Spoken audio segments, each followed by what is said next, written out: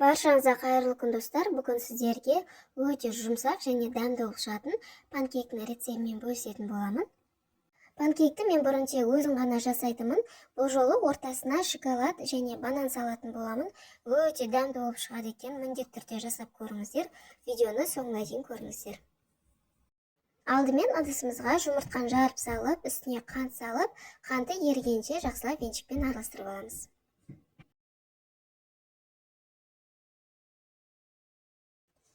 Оның үстіне сүт және сұйық майымызды құйып, тағы да жақсылап араластырамыз.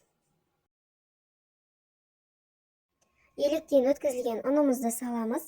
Бір шай қасық қопсытқыш салып, жақсылап бір келкі масса болғанша араластырамыз. Мінекей бізде осындай қаймақ секілді қоюлау масса шығады. Панкейктің ортасын салатын бананды дайындаймын. Бананның қалыңдығын осындай не жұқа, не қалың қылмай орташа етіп кесіп аламыз. Шоколадты төрт-бүршілеп сындырып аламын. Қызып тұрған табамыздың түбіне кішкене май жағып, панкейктарымызды бір ас қасықтан құйып шығамыз. Табаның астын қызуын қатташпаймыз, баяу отта пісіретін боламыз. Қамырды құйып шыққаннан кейін видеода көріп тұрғандарыңыздай бананды қойып, үстіне тағы да жарты қасықтай қамырдан құйып шығамыз.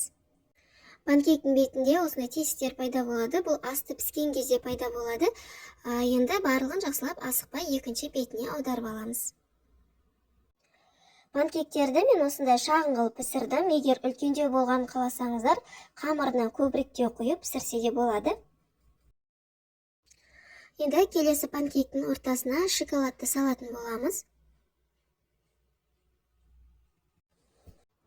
Ортасына бір-бір шоколадтан салып, тағы да жарты қасықтай қамыр құйып пісіріп алатын боламыз.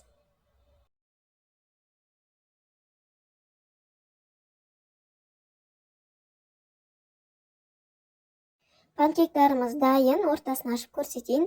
Шоколадпен де, бананмен де өте дәмді болады екен. Әрқайсының өзіне тән бір ерекше дәмі бар. Жасап көріңіздер, сіздерге де ұнайды деген ойдамын. Видеом сіздерге пайдалы болса, лайк басып, каналыма тіркелуді ұмытпаңыздар. Назарларыңызға рахмет.